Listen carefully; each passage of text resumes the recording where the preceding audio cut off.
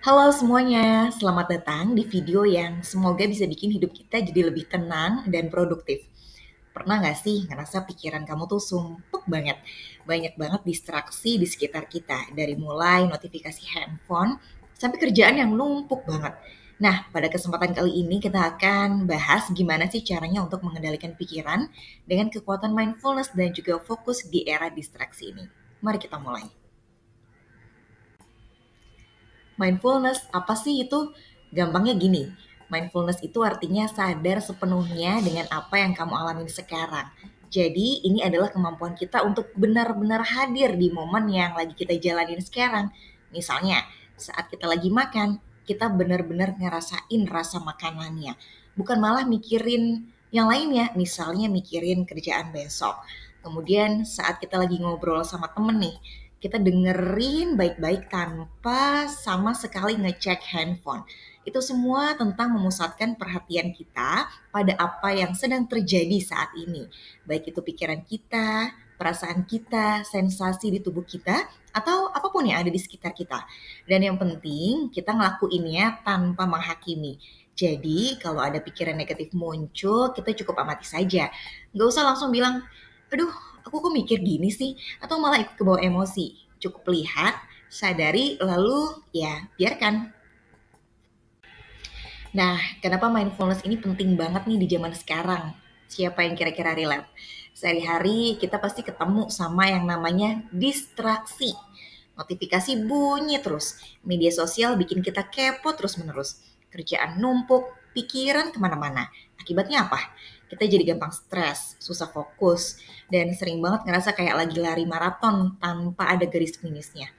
Ini nih, era dimana pikiran kita tuh gampang banget melayang ke masa lalu atau sibuk mikirin masa depan. Padahal yang paling penting itu ya momen-momen sekarang.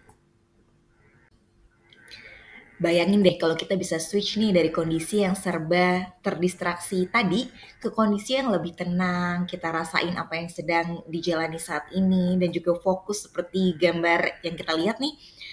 Kita minum kopi, kita rasain, kita fokus, kemudian berjalan, melihat sekitar tanpa harus memikirkan yang lainnya. Ini adalah salah satu gambaran gimana mindfulness itu dapat membantu kita. Dengan kita melatih kesadaran penuh, kita bisa menikmati momen, kemudian lebih tenang dan tentunya pastinya akhirnya akan lebih bahagia. Kenapa sih mindfulness ini penting banget? Oke, jadi sebenarnya banyak nih manfaat dari mindfulness. Kenapa mindfulness ini penting banget? Yang pertama, mindfulness tuh jago banget buat ngurangin stres dan kecemasan kita. Kalau pikiran kita tenang, stres juga pastinya ikut berkurang. Yang kedua nih, mindfulness nih bisa meningkatkan kesejahteraan emosional. Kita jadi lebih stabil dan juga pastinya nggak gampang bad mood. Yang ketiga, ini penting banget juga, meningkatkan konsentrasi dan fokus kita. Otak kita jadi lebih terbiasa untuk nggak mudah pecah konsentrasinya. Selanjutnya yang keempat, mindfulness juga bantu memperbaiki hubungan interpersonal kita. Karena kita jadi lebih hadir saat berinteraksi, komunikasi pun juga jadi lebih baik. Dan yang terakhir, mindfulness bisa meningkatkan kemampuan pengambilan keputusan kita. Dengan pikiran yang jernih, keputusan yang kita ambil pastinya akan lebih tepat. Nah, ini dia nih salah satu gambaran nyata kenapa kita butuh mindfulness.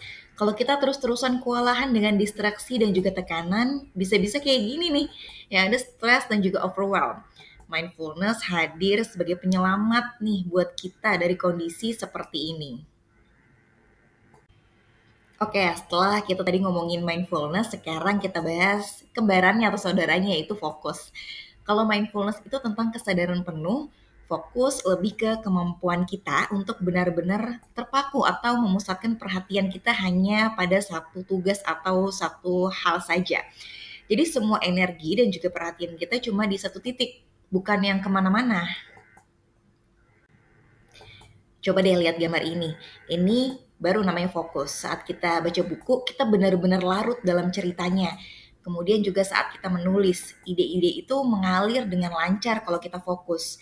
Saat kita mengerjakan suatu kegiatan, misalnya mengerjakan proyek atau tugas kuliah, kalau kita fokus, kita benar-benar tenggelam dalam pekerjaan itu tanpa adanya gangguan. Enak kan kalau bisa sefokus ini? Oke, sekarang pertanyaannya apa sih hubungan antara mindfulness dan juga fokus? Jadi antara mindfulness dan juga fokus ini ibaratnya mereka tim yang solid banget. Mindfulness itu adalah fondasi yang kuat untuk bisa fokus yang lebih baik. Jadi kalau kita punya kesadaran penuh, tentunya kita akan lebih mudah nih untuk fokus. Kenapa? Karena dengan kesadaran penuh, kita jadi lebih peka atau lebih mudah menyadari kapan sih kita lagi terdistraksi. Kan sering tuh lagi kerja, tiba-tiba mikirin hal lain. Nah, mindfulness ini nih bikin kita ngeh nih, kalau pikiran kita tuh lagi melayang. Dan begitu kita sadar, mindfulness ini yang memungkinkan kita untuk mengembalikan perhatian kita ke tugas utama tadi. Jadi dia tuh kayak kompas lah yang balikin kita ke jalur yang benar. Ini dia nih alurnya. Sesimpel ini kok. Kalau kita melatih mindfulness, kita tentunya akan punya fokus yang lebih baik. Dan apa hasilnya? Kita akan mencapai produktivitas yang lebih tinggi dan tentunya ketenangan dalam hidup kita. Gampang kan? Mau seperti itu kan? Awali dengan mindfulness. Oke, sekarang bagian yang paling ditunggu-tunggu nih, gimana sih caranya melatih mindfulness dan fokus ini? Jadi ada beberapa latihan praktis yang mungkin bisa langsung dicoba nih. Yang pertama paling mendasar, bisa lakukan meditasi pernapasan. Ini gampang banget. Kamu cuma perlu duduk tenang, pejamkan mata, atau pandangan bisa ke bawah, atau fokusin semua perhatian kamu ke nafas. Rasakan udara yang masuk dan juga udara yang keluar. Kalau pikirannya melayang, balikin lagi ke napas. Lakuin ini latihan 5-10 menit aja sehari. Tapi latihannya rutin. Kemudian selanjutnya ada scan tubuh. Coba deh pejamkan mata, terus rasain setiap bagian tubuh kamu. Dari ujung kaki sampai ujung kepala. Rasain sensasinya tanpa harus menilai atau memberikan judging. Ini ngebantu kita nyambung lagi nih sama tubuh kita. Dan selanjutnya yang ketiga nih, makan dengan sadar atau mindful eating. Kalau ini favorit aku karena pas lagi makan jangan sambil main handphone atau sambil nonton TV, nonton YouTube. Coba deh rasain setiap gigitannya, aroma makanannya, teksturnya, rasanya, nikmatin proses mengunyahnya. Pokoknya nikmatin setiap prosesnya. Dijamin deh makan akan lebih puas dan juga ada bonus nih pencernaan juga pastinya lebih baik. Oke, tadi kita sempat mention terkait multitasking nih. Ngomong-ngomong tentang multitasking, sebenarnya kita sering banget nih bangga-banggain tentang multitasking. Pasti banyak nih di antara kita yang merasa keren atau bisa ngerasa wah banget bisa ngerjain banyak hal sekaligus, ya kan? Kayak nulis laporan sambil bales chat atau dengerin rapat sambil scroll media sosial. Kayaknya tuh kayak produktif banget. Padahal itu cuma ilusi. Penelitian menunjukkan kalau otak kita itu sebenarnya nggak dirancang untuk bisa multitasking.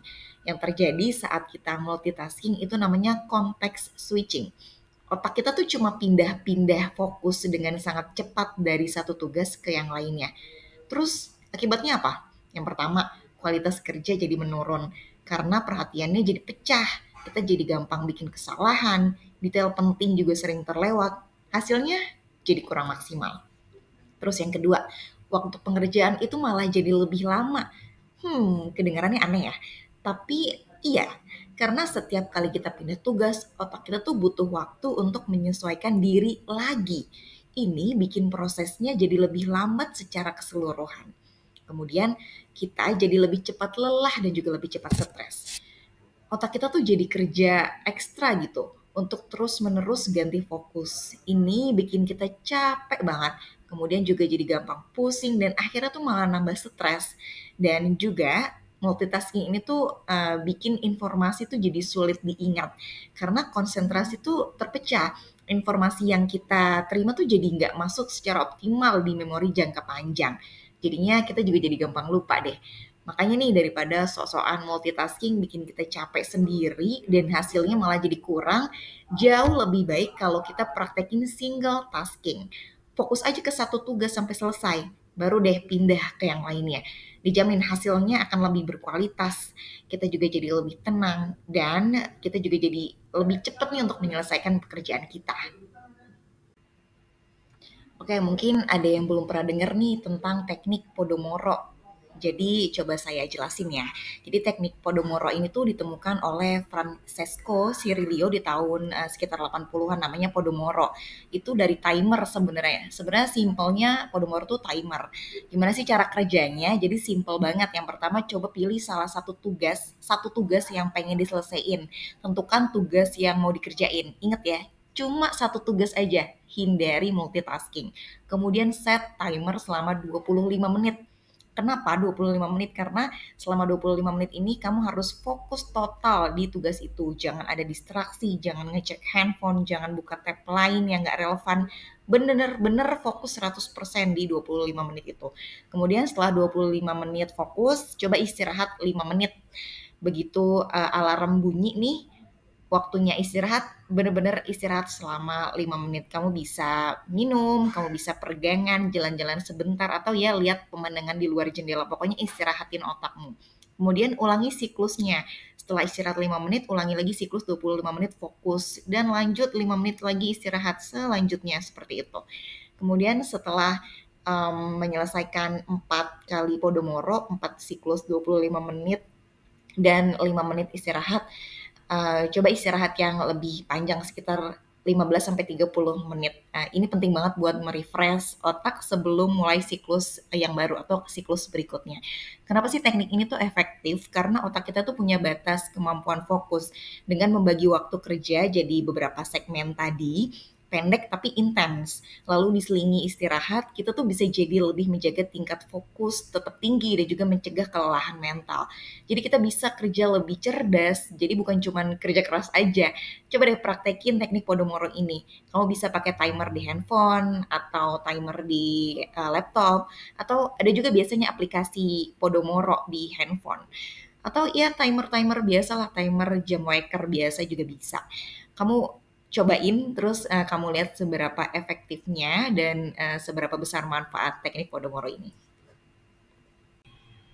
Oke, ini contoh dari meditasi. Sebenarnya nggak harus di alam bebas kok.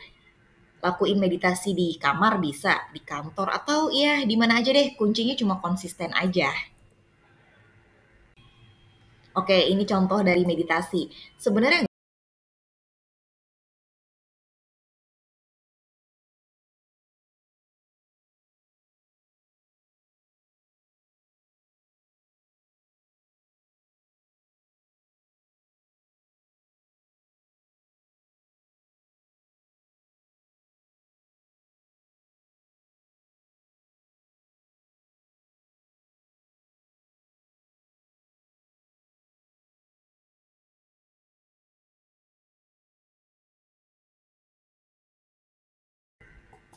Dan ini contoh untuk mindful eating. Lihat deh, benar-benar nikmatin makanannya kan. Kelihatan banget tenang dan puas nikmatin makanan.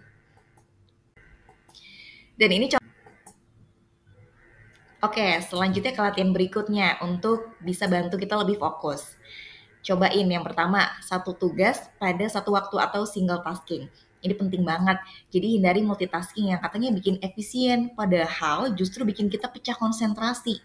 Kerjain aja satu hal sampai selesai, baru deh pindah ke yang lainnya. Kemudian juga ada nih teknik Pomodoro. Ini sebenarnya metode manajemen waktu yang lumayan ampuh ya. Jadi kamu fokus kerja selama 25 menit, kemudian istirahat 5 menit. Ulangi terus siklus ini. Otak jadi akan lebih segar dan fokusnya tentunya akan terjaga. Kemudian yang paling krusial di era digital ini, kurangi distraksi digital. Coba deh matiin notifikasi yang nggak penting, atau jauhin aja handphone saat lagi fokus kerja atau lagi mengerjakan sesuatu, lagi belajar, lagi nulis, lagi baca buku. Kalau perlu, pakai aja metode don't disturb, atau coba taruh handphone di ruangan lain. Ini benar-benar game changer. Oke, jadi mindfulness dan fokus itu bukan cuma sekedar tren atau teori aja. Ini adalah dua kekuatan super yang bisa jadi kunci menuju kehidupan yang lebih tenang, lebih produktif, dan juga lebih bermakna. Bayangin deh, kalau kita bisa lebih tenang menghadapi masalah, lebih fokus ngerjain tugas, pasti hidup tuh jadi lebih ringan dan hasilnya juga lebih maksimal. Yuk, semuanya jangan tunda lagi. Mulai praktikan sekarang. Dari hal kecil kita bisa merasakan perubahan yang besar.